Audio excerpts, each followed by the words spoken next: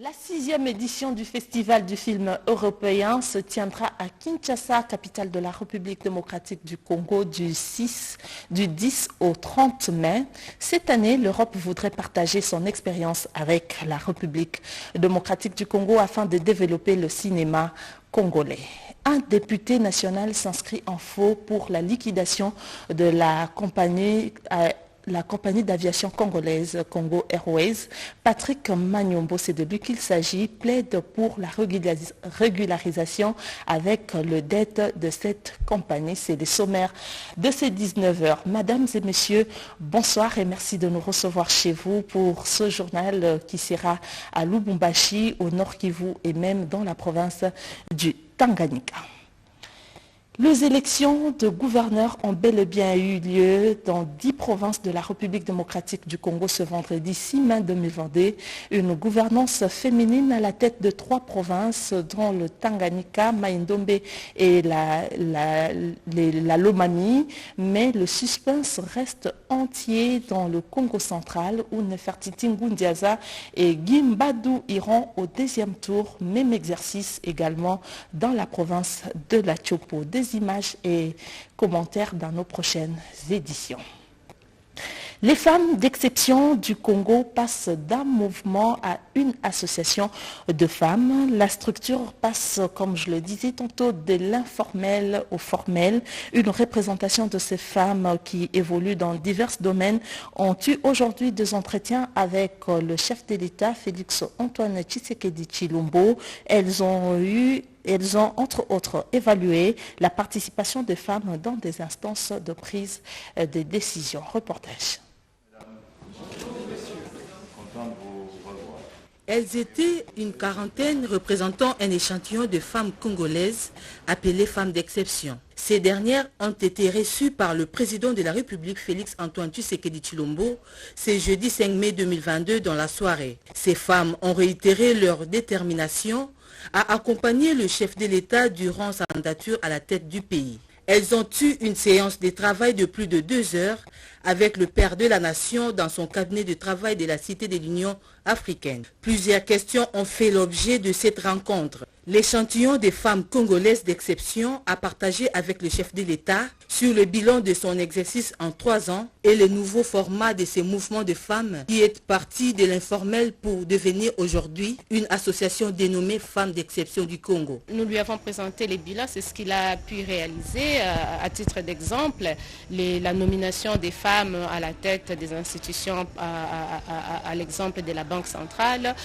l'augmentation du nombre des femmes dans le gouvernement central, le lancement de la campagne Tolérance Zéro et tant d'autres. Nous avons aussi profité de cette occasion pour rappeler les efforts qui doivent encore être fournis, entre autres l'augmentation des femmes dans la participation politique, son engagement dans les processus de la réforme de loi, notamment la loi électorale. Elles ont par ailleurs rappelé au président de la République la nécessité de l'implication des femmes dans le processus de résolution de paix. Nous avons rappelé la nécessité des nominations de plus de femmes, mais aussi l'accompagnement des initiatives entrepreneuriales de jeunes et plus particulièrement des jeunes femmes. Les femmes doivent être de plus en plus impliquées dans le processus de résolution de paix, mais aussi l'accompagnement des initiatives entrepreneuriales de jeunes et plus particulièrement des jeunes femmes. On ne peut pas aujourd'hui parler du développement sans parler du numérique. Et ça, parmi les femmes, il y a déjà une femme qui gère l'agence provinciale de développement du numérique de Kinshasa et le chef de l'État s'est engagé aussi à promouvoir et à investir plus d'efforts dans ce secteur-là. Le garant de la nation congolaise a de son côté pris l'engagement d'accompagner les initiatives de cette association et de nommer plus de femmes dans les institutions en vue de promouvoir les compétences féminines. Créée le 8 mars 2019, l'association Femmes d'exception du Congo a pour mission d'accompagner le chef de l'État dans sa vision pour le développement de la RDC.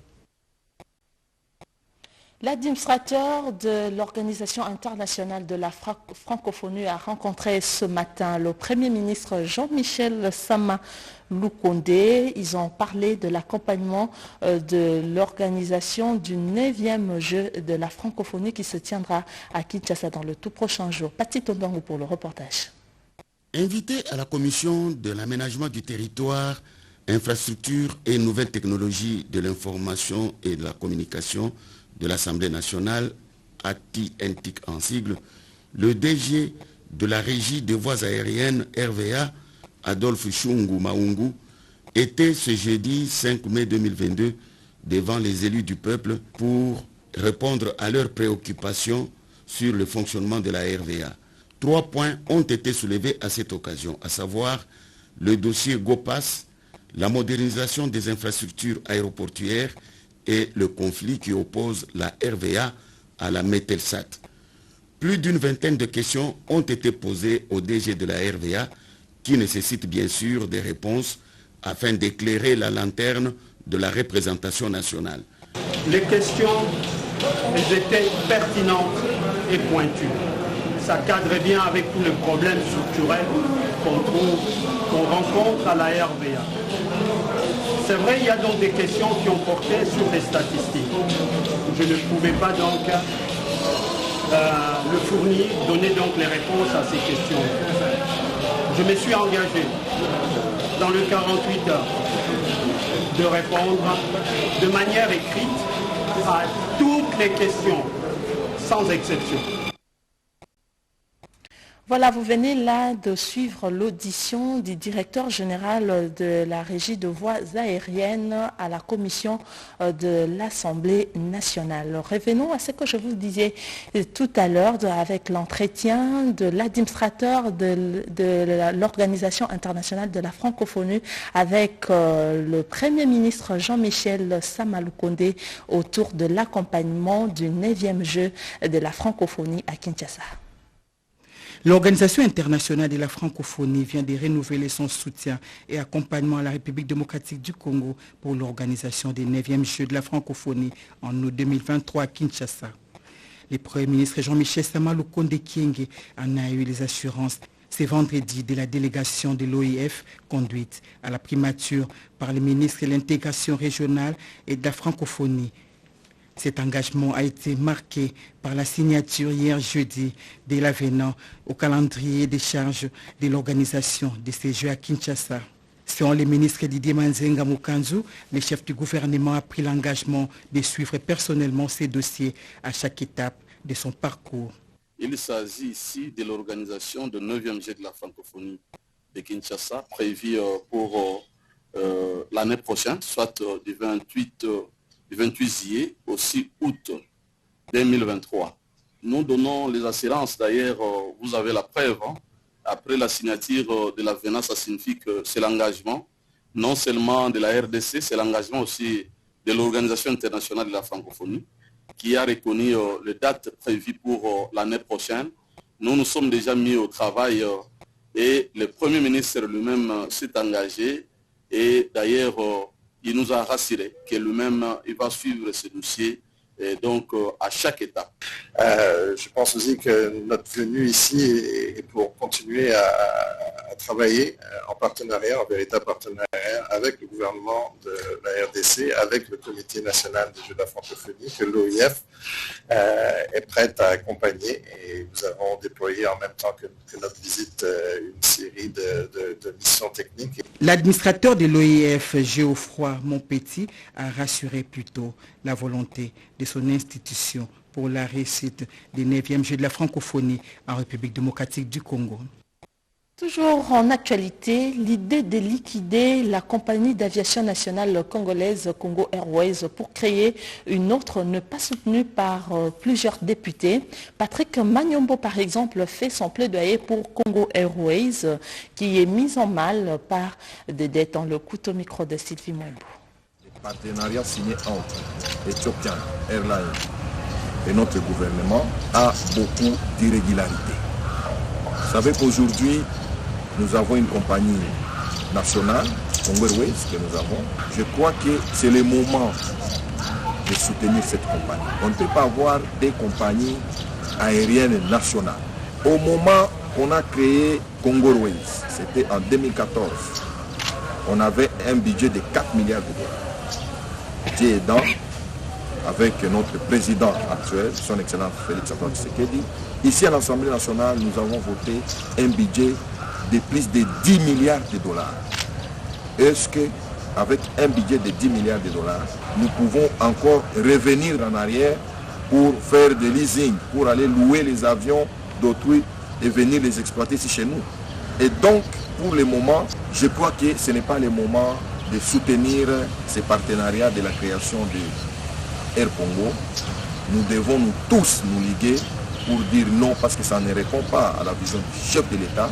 Nous devons soutenir Congo Airways qui n'est même pas endetté par des millions de dollars et qui a juste besoin du soutien de notre gouvernement.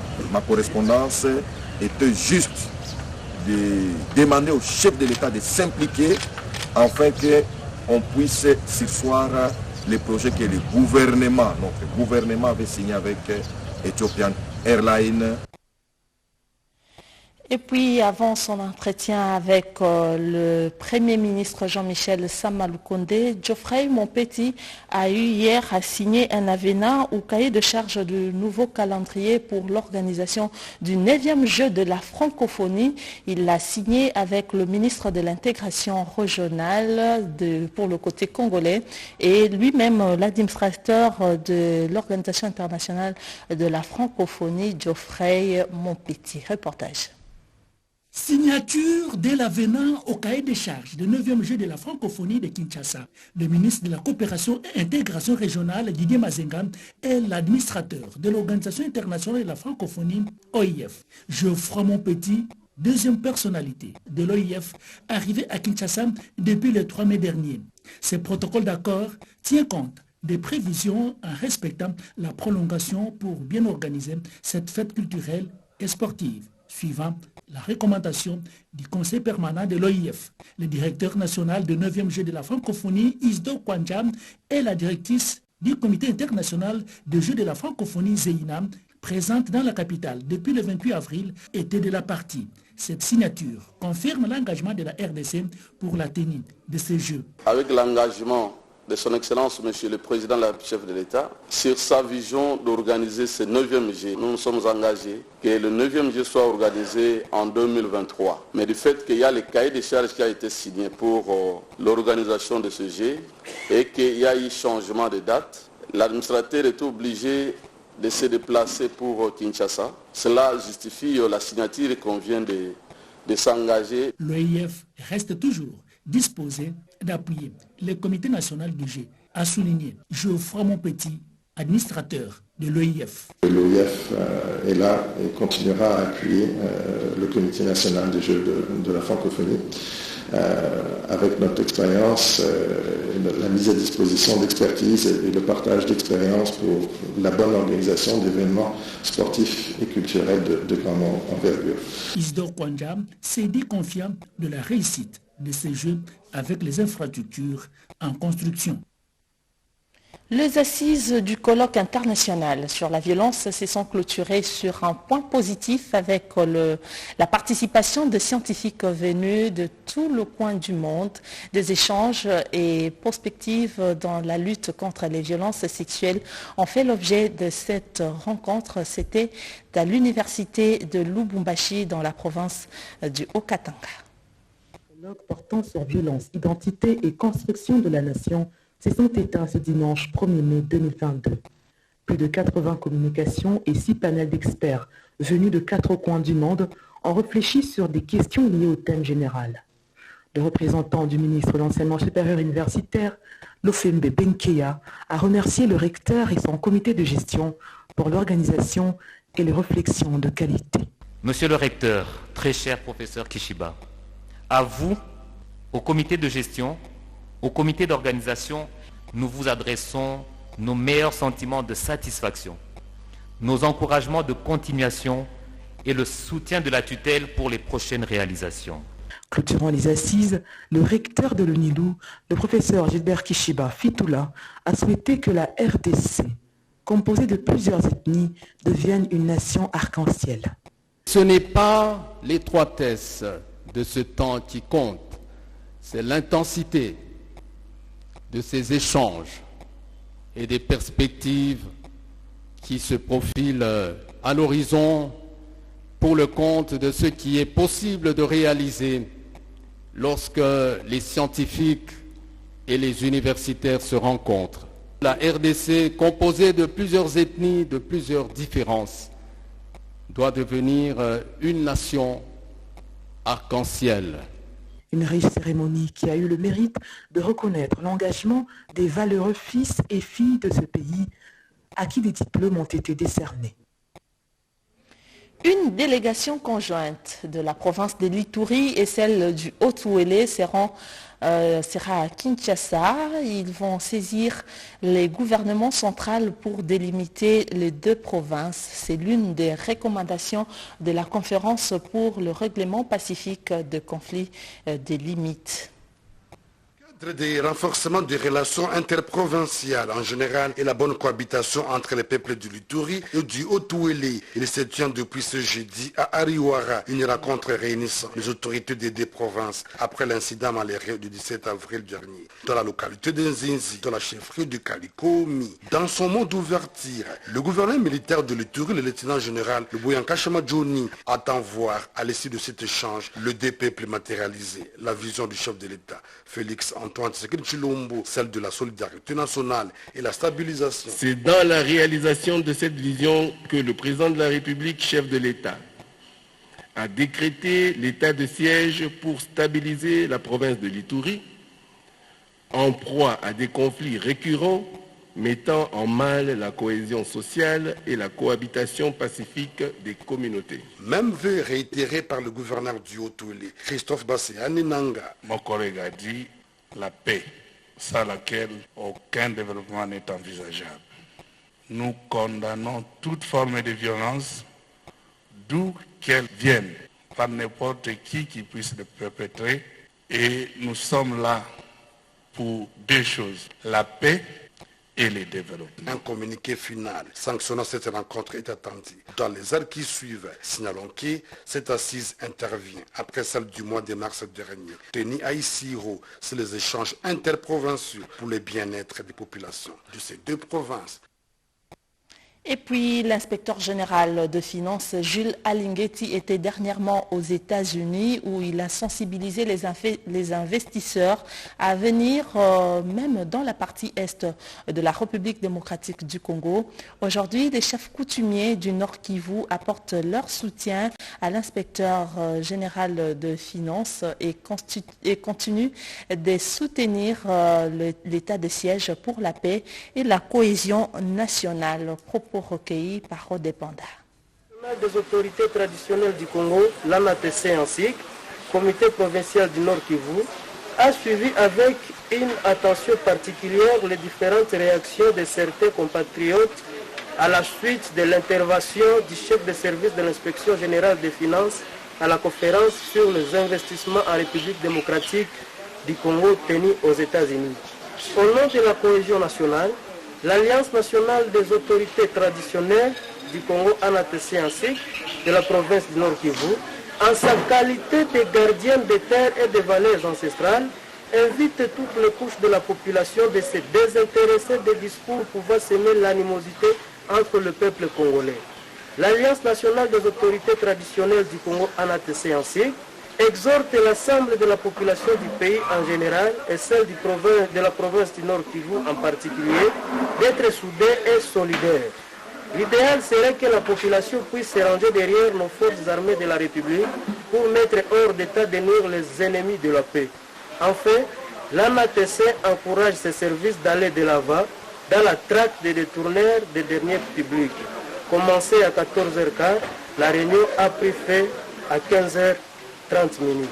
Le rapporteur, Mwami Kahombo 4 David, le président de la réunion, Mwami Massali Kapupa Liévé. Le gouverneur de Lualaba, Fifi Masuka, était parmi les participants de la réunion de rapprochement des communautés tenue dernièrement à Lubumbashi. Dès son retour au Lualaba, elle a fait la restitution de toutes les décisions qui a été prise dans cette conférence. Participation active aux travaux de la table ronde sur la paix et le vivre ensemble entre les communautés du Grand Kasaï et du Grand Katanga, organisée à Lubumbashi à l'initiative du chef de l'État, Félix Tshisekedi Tshilombo. La gouverneure intérimaire du Lualaba et sa suite ont regagné la province par l'aéroport national de Kolwezi. Quelques membres de l'exécutif provincial et autres autorités politico-administratives et sécuritaires étaient sur place. La population de l'Abaise s'est aussi déplacée en nombre pour accueillir cette femme d'exception qui, jour et nuit, est préoccupée de lui procurer le bien-être. Marie-Thérèse Masuka Saini résume les activités de son séjour de travail en saluant la sagesse du chef de l'État Félix Tshisekedi d'avoir initié cette table ronde. Nous tenons à dire merci au chef de l'État, lui qui a permis qu'une table ronde soit faite au niveau de la province du Haut-Katanga, qui a réuni 9 provinces, 5 de l'espace Kasaï et 4 de l'espace Katanga. C'est un appel à la paix, un appel à la tolérance, un appel à l'union. C'est ce qui a été fait. Et pour ça, nous avons eu des séances de travail. Nous avons écouté tour à tour toutes les communautés, toutes les couches pour savoir exactement qu'est-ce qui s'est passé entre les deux communautés. Et les linges sales se sont lavés dans la famille. L'autorité provinciale s'est ensuite engloutie dans la foule de ses administrés, souvent excités de joie chaque fois qu'elle regagne sa juridiction après une mission. Et puis le gouverneur du Haut-Katanga a inspecté l'évolution de travaux des infrastructures routières dans sa province. Si on avait arrangé cette route en terre battue, nous serions obligés de commencer à les faire chaque année. Comme solution durable, nous allons y poser les goudrons. Chose promise, chose due, les travaux d'asphaltage de la route Katanga à partir du village Bungu ont bel et bien démarré. L'entreprise CCECC a déjà stabilisé une partie des 10 km de la boucle jusqu'au cœur du groupement Katanga. Le gouverneur de province Jacques Abula-Katoué, accompagné de quelques députés et ministres provinciaux, a pu se rendre compte de l'évolution des travaux de construction de cet axe routier. Honorant cette entité qui a donné son nom à la grande province qui préfère, Jacques Abula-Katoué supervisera par la suite les travaux de forage d'eau potable. 3 nouveaux puits en tout vont s'ajouter aux 8 autres déjà opérationnels pour renforcer la desserte en eau potable au village Katanga. Ces initiatives ne laissent indifférents Kariba Nyenge, un des notables du coin. Voilà aujourd'hui le village Katanga, c'est tout un chantier vers la modernité qu'on n'a jamais vu. On a déjà vu beaucoup de gouverneurs qui n'ont jamais songé au groupement qui a donné les noms à toute une province. En tout cas, nous vous remercions que le Dieu de nos ancêtres vous accompagne. Juste après, le gouverneur a visité 2 écoles publiques. La première, dont les travaux initiés par le précédent gouvernement central est resté inachevé. Jacques Abula-Katoué a promis de les achever et d'ajouter d'autres salles de classe et des latrines. Quant à la seconde, l'école Katanga, elle sera entièrement réhabilitée. Le gouverneur Jacques Abula-Katoué s'est dit déterminé à rendre le village Katanga viable. Notons que le chef de l'exécutif provincial a eu droit à un accueil chaleureux de la part des habitants de cette partie de la province du Haut-Katanga. Et puis, avant les élections qui ont eu lieu ce matin dans 10 provinces, le candidat gouverneur dans la province du Sankourou ont tous signé une charte de l'unité pour des élections paisibles. Cette charte vise également la cohésion entre les communautés et le développement de la province du Sankourou. Reportage.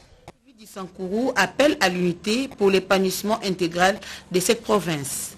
Appel fait aux candidats gouverneurs et vice-gouverneurs.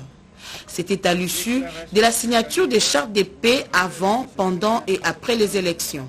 Nous, candidats gouverneurs et vice-gouverneurs, venons par le présent communiqué annoncer à toute la population sankouroise en général et celle de Lusamboville en particulier, que la paix, l'unité et la tranquillité devront régner parmi nous pendant cette période de l'élection des gouverneurs et vice-gouverneurs de la province du Sankourou. Nous devons privilégier le dialogue, la cohabitation, la tolérance et les acquis nous légués par le patriarche Patrice Emery Lumumba, héros national. Le Sankourou est notre dénominateur commun et nous devons tous lutter pour son épanouissement intégral. Que celui ou celle qui sera élu gouverneur soit le gouverneur de tous nous travaillerons ensemble pour le bien de la province du Sankourou. Que vivent les Sankourous. Parlons du sport dans ce journal. Le football club du Tanganyika a un nouveau président. Il s'agit de Christian Kitungwa Muteba, élu au cours des élections organisées par l'Assemblée extraordinaire de ces clubs. Il sera secondé par Simplice Mateka. Un reportage de nos confrères de la RTNC, Kalemi. Christian Kitungwa Muteba, le nouvel homme fort du football club Tanganyika, qui a été porté à la tête de ce club évoluant à l'entente urbaine de football de Kalemi ce mercredi 4 mai 2022. C'était à l'occasion de l'Assemblée extraordinaire élective qui a été convoquée et a vécu dans l'enceinte de la salle de réunion de Chamotel de Kalemi à l'unanimité. Il a été voté par le corps électoral constitué des joueurs du FC Tanganyika. Sous l'ambiance et moment du cours d'animation du club, le président sortant a rendu hommage à tous les héros qui ont travaillé durant plusieurs années pour maintenir l'élan du club à l'entente urbaine de football de Kalemi. Christian Kitungwa Muteba, nouveau président du club, n'a pas tardé de réagir face à ses choix. Protégeons sa personne. J'aimerais tout simplement remercier chacun dans le rôle qu'il a pu jouer pour qu'aujourd'hui que nous soyons en ce lieu et que cette manifestation se tienne aujourd'hui et que nous puissions prendre cette place de président du FC Tanganyika. Christian Kitungwa a précisé également qu'il fera de tout son possible pour faire rayonner le football du Tanganyika par l'entremise de ce club qu'il va désormais diriger. L'objectif à court terme, selon le nouveau président du FC Tanganyika, c'est d'amener son club à la prochaine Coupe du Congo. Tout le comité étant voté, M. Simplice Mateka Moufwa est désormais vice-président du club, mais aussi Mme Nana qui intègre le comité et a été investi par le président de l'entente urbaine de football présent à cette assemblée extraordinaire élective. Notons également la présence du délégué de la division provinciale des sports en province. Les deux instances sportives ont félicité l'engagement du nouveau président du FC Tanganyika. Suivons à présent ce qu'a été l'Assemblée générale tenue après la formation des syndicalistes de l'administration publique. De cette session de formation, les délégués et membres ont été équipés sur les notions syndicales pour mieux exercer leur profession en défendant les intérêts des travailleurs ou agents dans les différentes entreprises. Ces assises étaient aussi une occasion pour l'OTUC d'outiller les délégués et membres en matière de calcul des comptes finaux, les litiges individuels ou conflits collectifs au sein des différentes entreprises ainsi que l'organisation des élections syndicales. Les conditions pour être un délégué syndical, les participants à cette session de formation ont bénéficié également de notions en matière de leadership comme étant défenseurs des intérêts des travailleurs. Ils ont été équipés aussi sur les notions de droit du travail, question pour ces derniers de maîtriser les notions internationales du travail pour être capables de proposer des réformes. C'est là dans le but d'apporter des innovations au sein de leur entreprise. La formation s'est clôturée par la remise des brevets à la grande satisfaction des participants qui appellent d'autres syndicalistes qui n'ont pas pris part à cette session de formation de ne pas rater la prochaine occasion. Dans son mot de clôture, le président national de l'Organisation des travailleurs unis du Congo, le camarade Jean-Benoît Tando, a remercié tous les participants ainsi que les différents formateurs qui se sont succédés pendant ces jours à être toujours disponibles. Il convient de signaler que cette session de formation va aider nos militants pour mieux s'imprégner de notions syndicales afin d'éviter le banditisme au sein de leur société. Le souhait est qu'ils aient de bons syndicalistes pour défendre les intérêts des agents ou travailleurs des différentes entreprises, a-t-il souligné Jean-Benoît Tando, président national de l'OTUC. Le banditisme urbain a haussé dans la commune de Ngaliema. L'autorité communale a réuni les responsables locaux de la police nationale et de renseignement pour examiner ce sujet, nous dit Cédric Enina. Il s'observe une recrudescence de la violence, du moins de la délinquance juvénile dans la commune d'Ngaliema. Les 5 sous-commissariats de la police nationale sont en alerte maximale et le bourgmestre de la commune d'Ngaliema, Dieu merci Maïbazi Luanga, a insisté sur le renforcement de la sécurité des personnes et leurs biens dans sa municipalité.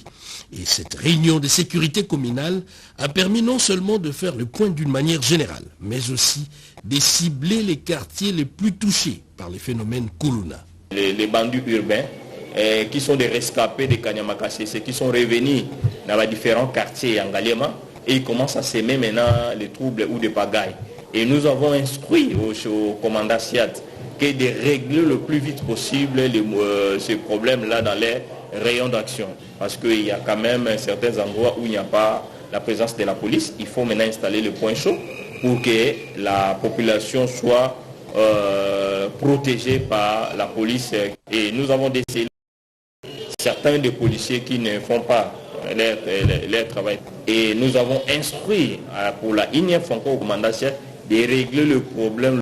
Et nous les avons dit aussi qu'ils doivent faire un effort à ce qui concerne l'assainissement, surtout à ce qui concerne les épaves qui sont laissées dans les grandes artères. Une réunion de sécurité communale hebdomadaire qui réunit très souvent les responsables du commissariat de la police nationale de la commune d'Engaliema et d'autres de l'appareil sécuritaire dans l'optique de diminuer d'une manière drastique la fréquence de l'insécurité dont l'ombre refait aujourd'hui surface. Un nouveau projet vient de voir le jour à Kinshasa. Il s'agit du projet de lutte contre la pauvreté dans la capitale, initié par l'association villageoise. Le bourgmestre de la commune d'Engaliema a donné le go à ce projet qui vise l'organisation et l'autoprise en charge de la femme et de la jeune fille. Reportage. Les projets associations villageoises d'épargne et de crédit AVC visent les développements communautaires et l'autoprise en charge. Initié par Congo Focus, ces projets viennent soutenir les efforts du chef de l'État Félix Antoine Tshisekedi dans la lutte contre la pauvreté et les inégalités sociales. Les quartiers Badara dans la commune de Kimbantseka a été choisi pour lancer ces projets par les bourgmestres de la commune d'Engaliema qu'accompagnait l'initiatrice de ces projets, Sephora Bidoya. Lorsque les gens se mettent ensemble, c'est pour constituer l'union. Et lorsqu'on est ensemble, on a la capacité de faire de grandes choses. Dans le domaine qui nous concerne, notamment dans ce qui concerne le problème des autorisations, le problème d'installation des mini-entreprises qu'ils vont installer dans les différentes communes, je pense que de ce côté-là, nous allons les accompagner. La coordonnatrice du Congo Focus, Sephora Bidoya, a expliqué les objectifs de ces projets à l'assistance. Nous n'amenons pas de l'argent du fait que nous n'en avons pas. Seulement la richesse, c'est nous les hommes. Nous nous rassemblons, nous mettons nos cotisations chaque semaine. Nous attendons à des groupuscules que nous appelons associations villageoises d'épargne. Nous allons participer au développement de nos rues. Pour dire que le développement doit commencer à la base. Tout ce que nous faisons, c'est avec la complicité de toutes les femmes, de tous les jeunes qui ont accepté d'accompagner la vision que nous avions portée du chef de l'État. Pour elle, ces projets cadrent avec la vision de Félix Antoine Tshisekedi Tshilombo qui promouvoit le développement à la base. Le 8 mai est la journée mondiale de la Croix-Rouge et de Croissant-Rouge. En marge de cette journée, la Croix-Rouge RDC a organisé une conférence des femmes pour sensibiliser cette dernière à adhérer massivement à la Croix-Rouge pour sauver de vies. La célébration de la journée mondiale de la Croix-Rouge et du Croissant-Rouge, le 8 mai, les préparatifs vont bon train. C'est dans cette optique que la Croix-Rouge RDC a organisé une conférence à l'attention des femmes des différents secteurs, question de les persuader sur la mission de la Croix-Rouge et en vue de les inciter à adhérer à cette organisation et par l'impérieuse nécessité de voir la Croix-Rouge présente dans toutes les institutions de la République pour jouer pleinement son rôle. Je vous exhorte à tenir compte de la vision du président de la République, chef de l'État, dans la gestion de la Croix-Rouge de la RDC. Cette vision consiste à prendre en compte la dimension genre et à promouvoir l'égalité au sein de tous les organismes qui opèrent dans notre pays. Rappelons que la journée mondiale de la Croix-Rouge et du Croissant-Rouge sera célébrée cette année sous le thème « Soyons aimables ». Notre cible, c'était les pouvoirs publics. Parce que la Croix-Rouge de la RDC est auxiliaire des pouvoirs publics. Nous avons parlé de nous à l'extérieur. Pour avoir une idée nette du travail que réalise la Croix-Rouge, les secouristes ont présenté au cours d'une démonstration des exemples types des réalités auxquelles ils sont confrontés lors des opérations multiples sur le terrain en vue de sauver des vies humaines. Et puis, la 6e édition du Festival Film Européen aura lieu à Kinshasa du 10 au 30 mai prochain. Cette rencontre a pour but non seulement de vendre la culture et les cinémas européens, mais elle vise également à mixer cette culture à celle de la République démocratique du Congo. L'annonce a été faite aujourd'hui à l'Institut français de Kinshasa, nous dit Diane Balaka et Jojon Dibou.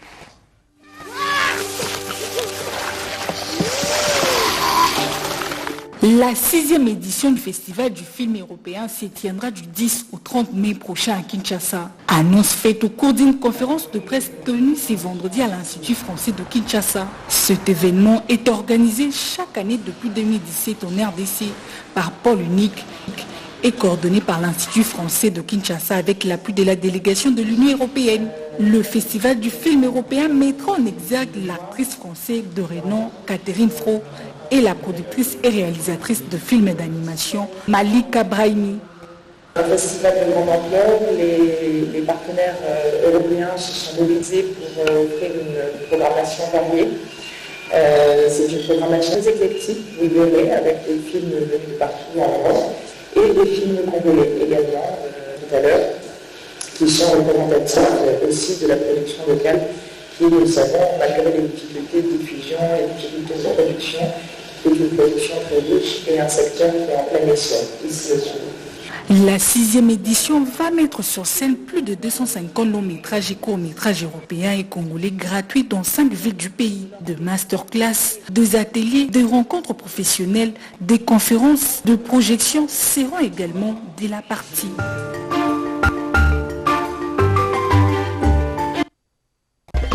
Et ce sera donc l'essentiel de l'actualité de ces 19h. Mesdames et messieurs, merci de nous avoir suivis à travers le monde. Je vous retrouve demain, si Dieu le veut, pour notre édition des 19h.